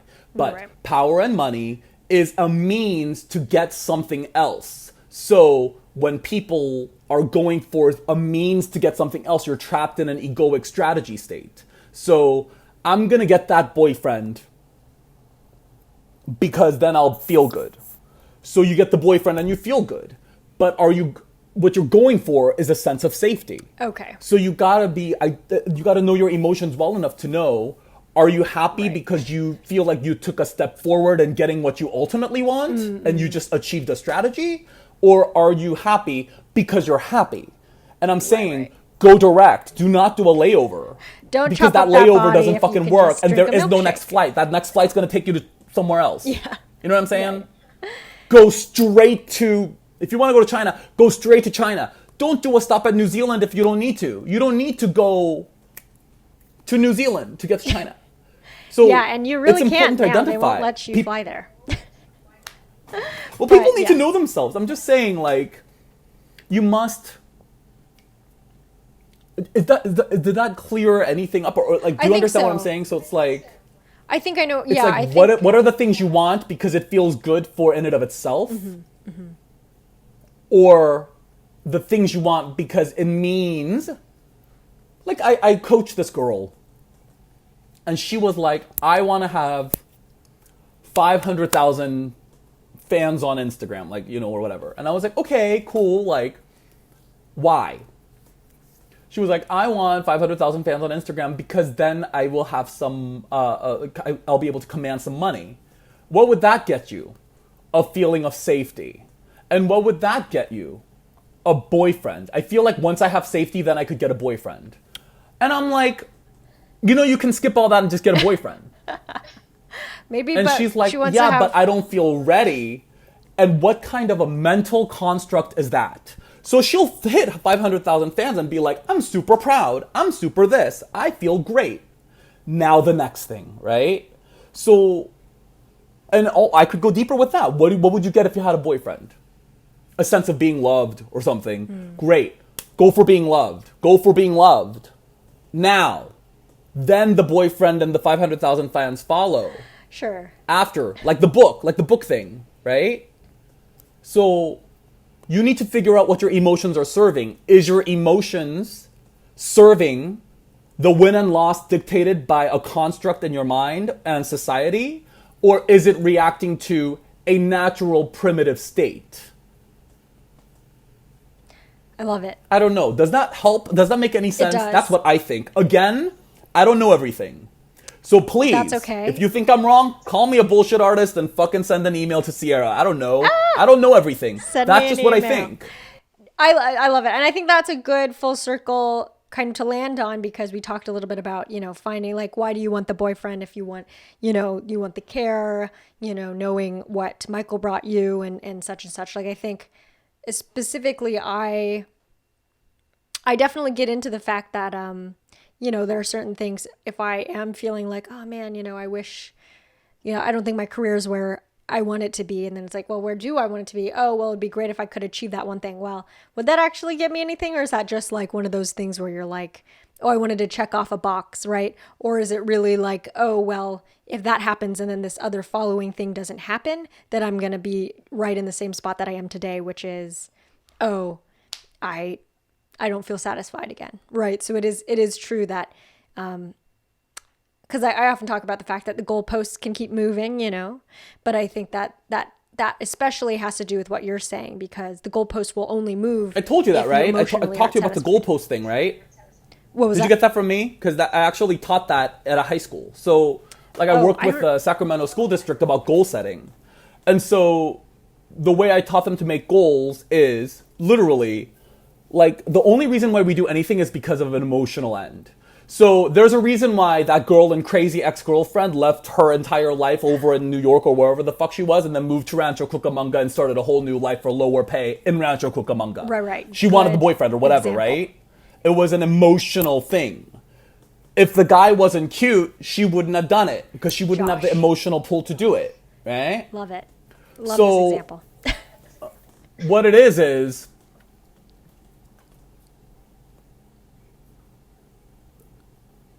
if you want me to do this, you can edit this out later if you want, okay, if it gets too personal. So, what is the end goal for Sierra? What is, in your dream, what is the biggest achievement that you can possibly imagine for you? Oh, God. I think what I've typically said, and what's the closest to what I can answer that tough question, is a talk show. Okay, great. So, let's imagine for a minute. Sierra has a talk show. And what does that look like? Is it a daytime talk show or a nighttime talk show? What is it? I think it's a nighttime talk show. And I think it is, pretty like every night, Or maybe once a week. So you're like the new Jimmy Fallon or whatever his name is, right? Yeah. Okay. So say you got there, right? What would be the moment you knew you got there? Like, can you imagine that moment? What would be the moment you knew you got there? Achieve that goal. I mean, probably like the second year or something.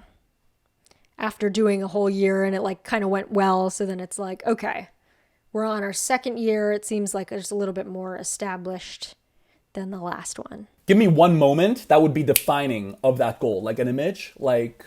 An image. I'm reading a review that's saying this is here to stay, and it's from like a reputable news source.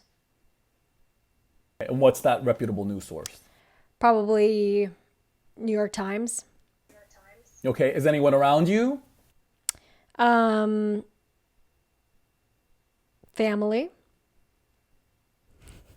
Okay, and then do you live in LA? Like, I'm just asking questions, I so see. just please go with me. Yeah, probably live in LA. That would be ideal, closer to family, Okay. Probably a lot of the same people. And what does your house in my look life like now. now that you've had a year of successful talk show?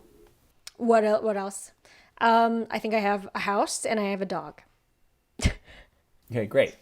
So And I can you're afford reading a review from whatever magazine. What was it again? Oh yeah, New York Times. Maybe should we Okay, say so Variety? you have a Variety. Yeah, great. We're having fun with it. That's the point. You gotta have fun with it, okay? When you said magazine, I was like, oh, magazines. Yeah. Anyway.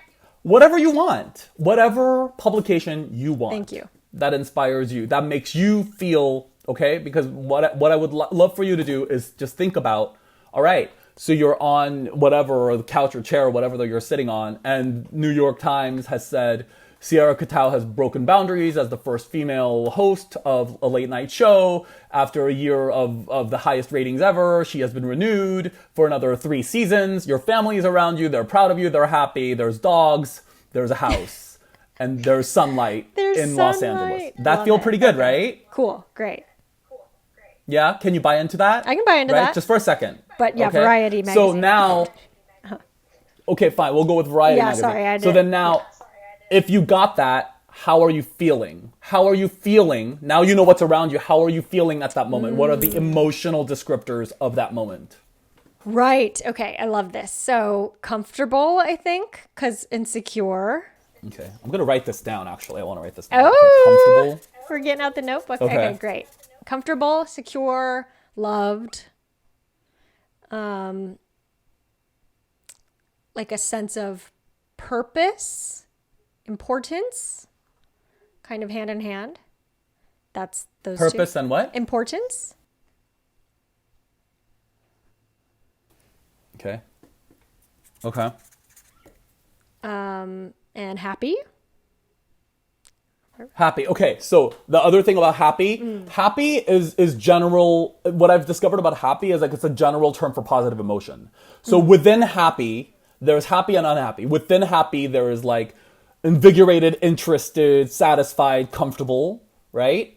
Got it. So let's get specific about emotions within the family of happy, right? So comfortable, secure, love, on purpose, important is all in the family of happy. So we're going for a lot of those, okay? Got it.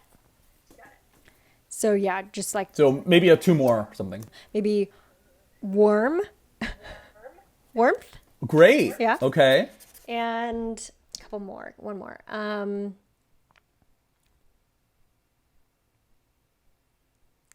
guess kind of like, well, purpose and that those are kind of all in the same boat. Maybe excited, like a little bit of like there's still more to come. Mm-hmm. So it's not. Okay. It feels like it's accelerating or movement. I don't know. Potential. You feel a sense of potential. For growth. Potential. Yeah. Okay. Sure. We love it. Great. So warm, potential for growth, comfortable, secure, love, purpose, important are emotions that you will feel once you achieve that goal, that which you want, right? So then your goal right now, Sierra, becomes getting these feelings, as many of those as possible now. So how do you get that now? Cool. Because, right? So, yeah. So now you're connected to that. Does the idea of leaving your current career and going over to start a tech firm that you're working at inspire warmth? No. No. Okay. Does it inspire? No. Yeah. But I don't. Yeah. I also don't think that's like the competing path. But I do think, and this is really cool because I do believe that this is exactly what people need to interrogate when they're going into careers, because we don't at all teach this about what do you want to do with your life, right? It's like we don't ask about what lifestyle do you want? It's like what do you want to be? And then it's like, well, do you know that requires late nights, or maybe you don't see your family, or maybe it's a dangerous job like a firefighter or something, like, you know, it's not just about wearing the cute uniform. But I think that also what you're saying here is like something that I've kind of shied away from in a way that's probably not necessary, but I do, because I get worried that if I satisfy those emotional things, then I will not actually be ambitious because I'm going to like just, and I have a solution to that too. Family, so this is, yeah. So this is what I advocate with the kids, right? I'm drawing this. I hope this comes across on camera. Right. So you're right. Because if you do have a year and you do accomplish that goal, then what's next? So then what? And you are right in that you'll just set another goal that you can be potentially dissatisfied about if you want to do that. Here's the thing. So the goal setting has to be like this, right? So that's Sierra's goals, right? They're emotional goals. Sierra's emotional goals, right? Warmth, comfort, whatever. All the rest are goalposts. So your goalpost by which to measure your success of the emotional goals. So is that a rainbow? Right? Yeah, it's like a rainbow. It's like an emotions. overarching over everything. And then you can keep setting goals to get there. Right. And it's like, and of course, you know the concept of, I mean, the goal, the traditional sense of goal setting is like, okay, you have like the big goal, right? Like the 1 year, or the let's just call it second year late night TV show, right? So in order to get there, you have a lot of smaller goals, right? And then even smaller goals than that to get to the smaller goals, right? First, you have to get a TV show. In order to get a TV show, I'm just going to make this up. It's not true. You might have to get, I don't know, 1 million followers, let's say. So in order to get 1 million followers, you have to, I don't know, have a Netflix special. And in order to get a Netflix special, you have to write blah, blah, blah. It goes down, right? If your goal is, and those are all goalposts. So you reaching a second year of late night talk show is just a goalpost that represents your higher emotional goal. So you're always serving your emotional goal, not the goal post. Because if you serve the goal post, you get there, then what? Right? So what are the next steps that you could take from that point to inspire more feelings of growth and warmth and comfort and security, right? Now, here's the thing. I'm going to throw something out there for you, okay? So you might never get to that TV show. You might never have a late night show, right? But you could potentially have a podcast of your own with, I don't know, 30 million followers who are interested in what you have to say, who download you every week, and you're working at a really high level and you just made a $30 million deal with, I don't know, Sirius XM, say. And you're sitting at the house and you're reading about that in Variety magazine. Will you feel warmth, growth, comfort, security, love, and purpose, right? Yeah. Yeah. So it doesn't look like how you need it to look. So those goalposts are all interchangeable. Yeah. They're all interchangeable. They are. And it's true. So you can work toward a goalpost, but it might take you a different direction. Sure. But if it's satisfying your emotional needs, then you don't have to hold so hard. And people miss opportunities because they hold too hard to a goal that they have decided. So they go, I have to get this late night show in order to accomplish love and warmth. I'm not saying you're doing this, but I have to accomplish this in order to get the love and warmth and growth. No, if you have the love and warmth and growth now, and you know this is just going to support it, then all of those are interchangeable. You can write a hit TV show that you can be a start of. Interchangeable. Right. Everything's, and so you can remain flexible with an emotional goal in mind, which makes you super duper powerful.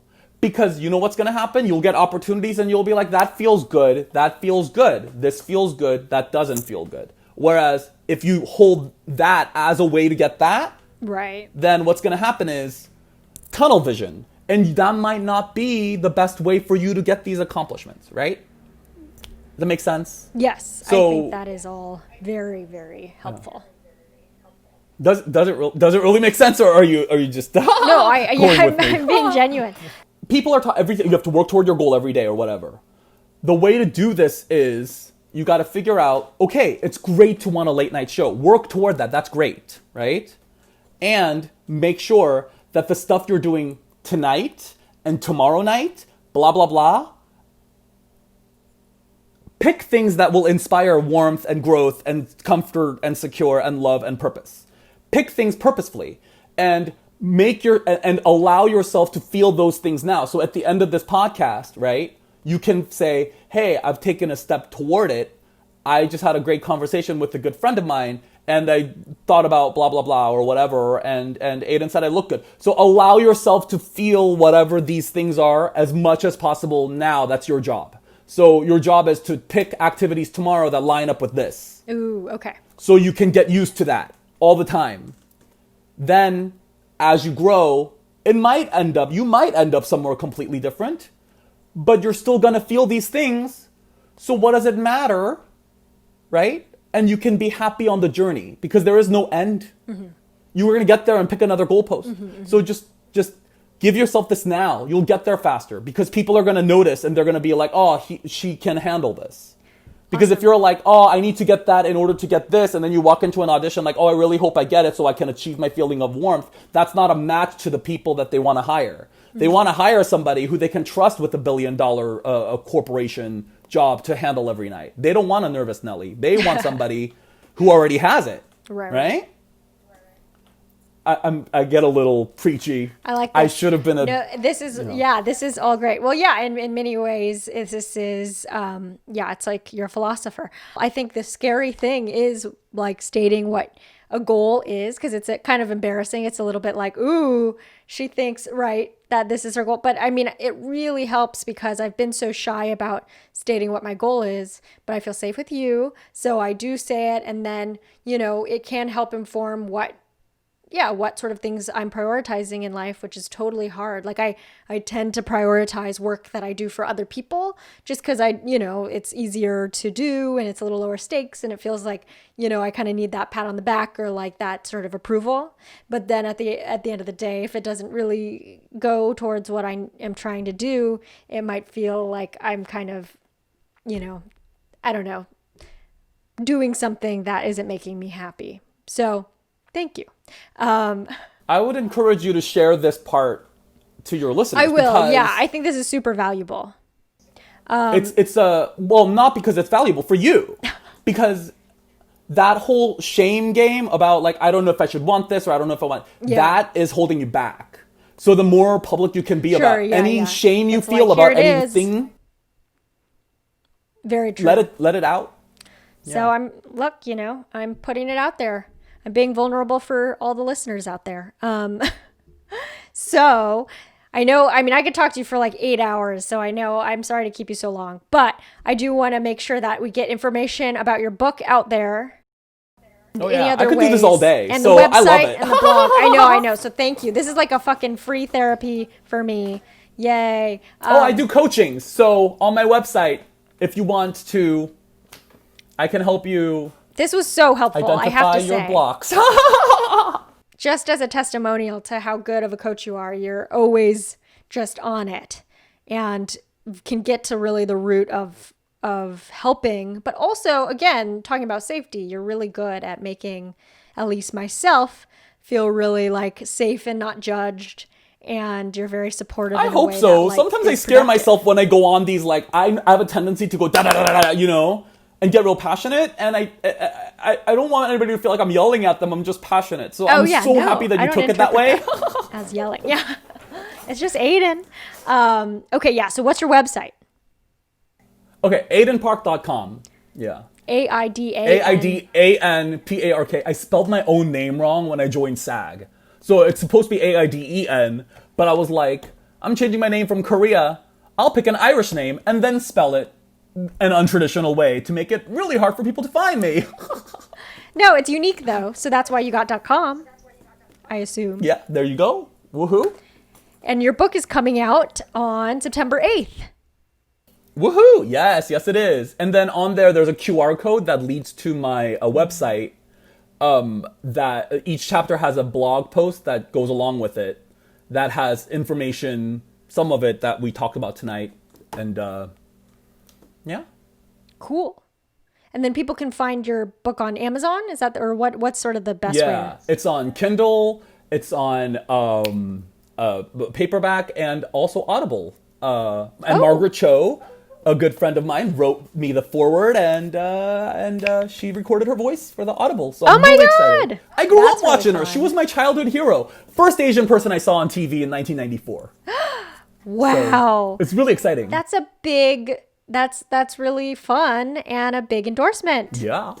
Yay! It's so fun. All right. It So, feels you so know, good. so because, many like, reasons to literally, buy this she was the book. first Asian person. I was like, there's an Asian person It's on a big TV. fucking deal. Yeah, she's a legend, trailblazer. Cool. And then how can people find you on social media if they also want to follow you and get those updates day to day? Aiden Park Show. So Aidan Park Show. Nice. Yeah. Then you can tune in, get all the gold every single day. Yeah. Yeah. Okay. Well, thank you again so much. Thank you For coming This was on fun. and just revolutionizing my life every time we talk. Oh, come on. You are you are truly, you know, you've found a really good calling clearly, and I can't wait to read your book. That's how I And know it's also- right, because I nerd out about this all day long, and it's not for any other reason other than I'm interested. Like, I just want to, like, Yes. I love it. I love it. Anderson Cooper, move over, you know. We've got another passionate I don't want man his in job. town. I don't want to Sure, fight with yeah. people Just about more in politics. the I don't realm know of enough. people who are, passionate about what they do. Not necessarily CNN anchor. Wonderful. And then I guess, if you want to leave on any sort of small tidbit, that's fine, but you really don't have to because you gave us so much. But Yeah, okay, what tidbit do I want to leave on? you really don't. I'm sorry, I put you on the spot. Don't tolerate shame. Like, literally. Like, if you feel shame about anything, go right now, share it with somebody. Call somebody up and tell them that what you're ashamed about. Everything. Bring that Love out. it. If you bring it out, if you have something going on and you add shame to it or feel like, oh, this is unacceptable, I suggest you share it because, it can bring you in deeper, you know. But try to do Yes. it with somebody who's not going to Freak out. smash it with a frying pan, Right, and you ideally. guys are smart, so don't go, let's not go telling somebody who's completely defeated about life and is oppositional against everything in the world and say, I want to make something of myself. It's like, all right, kid, Right, they'll be like, all right, kid. a Simmer teacher, down. a mentor, or even me. Go ahead. Send me a DM. Tell me your shame. I'm not going to share it. I guarantee. Send Sierra a DM. Oh, actually, don't, because women get a lot of DMs. Oh, it's from, okay. like- They can send me. I'm okay with the Stay Positive listeners. They're all yeah. respectful. You know what? Send me a and DM. lovely. Yeah, send her a DM. Yeah, That'd send be us fun. some shame DMs. I want to hear. I don't know if it'll happen. I don't get a lot of. I feel like I kind of am bad at responding, so people have stopped answering my calls. I respond to all of them. Send it to podcast. me. Okay, Aiden's better at responding. Yeah, I But like please it. send it to me too, because I want to hear. Yeah, your yeah. deepest, I'll darkest forward them, secrets. or her, or whatever. Oh, nice. Yeah. Nice. Okay. Well, thank you, and have a wonderful rest of your night. Thank you, Aiden. You have a wonderful rest of your night, and thank you for having this podcast, because that's really cool of you to want to use your comedy skills for maintaining positivity and I think, I feel weird saying compliments to women nowadays because everything's like, mansplaining, right? But I just think you're so good. Compliments are fine. I just think you're so great. And I told you this.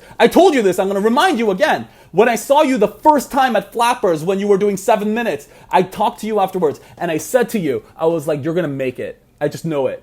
And you were like, ha ha ha, I don't know. I'm just here from Harvard. I'm like, no, you are. You weren't like that. Aww. You weren't like giggly. You were like, thank you. And I was like, So. Well, it was probably, very flattered. Thank you again. All right, thank you so much for listening to that interview with Aiden Park. I know it's so funny because every time I interview him, we end up talking for probably about an hour after we stop recording.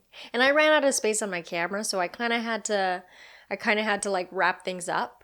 But we touched on some other really fun things after that I wanted to share with you guys. And this is the problem with him. It's like he's filled with so much wisdom that I just am trying to get so much out of it. And then, of course, you have to end a podcast at some point. But every time we talk after, I'm like, man, if only the listeners could hear this gold. But one thing in particular I have to tell you guys is that we had a breakthrough about the fact that I think I was explaining to him that I thought I was lazy about, I am lazy sometimes, and that's just how it goes.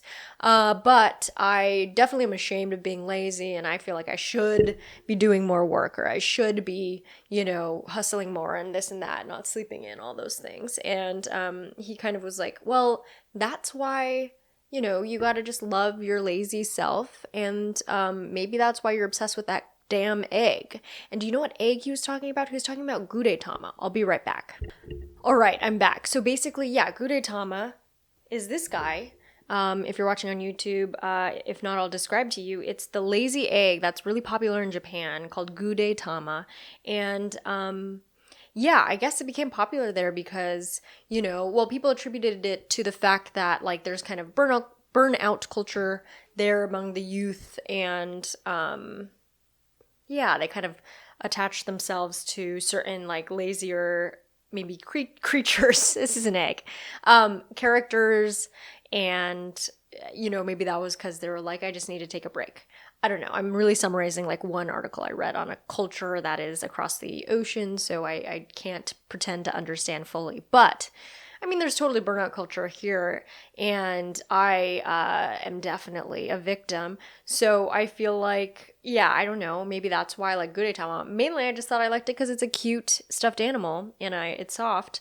But I've totally told Aiden about this stuffed animal. I think the last time that I interviewed him, he came over, and then I was like, oh yeah, here's Gudetama. He's a lazy egg. He's lazy. And I really emphasized the lazy part. So then he kind of read that as like, oh, maybe you actually are so sad that you hate that lazy part of yourself that you kind of like got this egg to then try to tell yourself to love your lazy side too. I don't know. It just was brilliant. So, I had to share it with you guys. So I hope that for those of you who also feel like, maybe you need to embrace that part of yourself that you sometimes try to push away, maybe a feature or just a part of your personality that you're not super proud of. I mean, maybe you gotta love it because it's also part of you. So, yeah, that's gushy and fun. We love it. Wet and gushy. That's the censored version of WAP. Okay, so next, I just want to replug Aiden's wonderful book, The Art of Being Yay. I haven't read it yet, but it's on the way. But I bought it like the day it came out, so, it's in the mail, which is now a variable thing. Will it arrive at all? Who knows? But, I'm excited. I'm very, very thrilled just like knowing him and hearing him talk about his book, that it's going to be amazing. So I'm very excited. And I bought like the real book version too. So I'm going to get a bookshelf. We're going to put it in the bookshelf. It's going to be so fun. So I definitely encourage you guys to look into that. Also, please watch Earth to Ned if you have not already, because, or maybe rewatch it too if you have. I mean, it's a fun watch. And again, I'm in episode 2. So, maybe that's incentive. I don't know. I don't know what the people want. So, okay. Great. Have a good day. Love that part of yourself that you kind of push away. I will try my best to really embrace the lazy in myself. So, I mean, today, I woke up at 9:30, which is not that late for me. Like, I tend to wake up around that time. And I was able to kind of like, slowly wake up and not have to answer emails right away and kind of like get my coffee. And it's okay if I'm in my pajamas for an hour and then I can change out, And look, at the end of the day, I do that regularly. But I think the difference is not like beating myself up about it later. There we go. Okay, I'm going to wrap this up. Thank you and have a good week. Stay positive, stay positive with zero Katow. Stay positive, stay positive. It's a smile, motherfucker.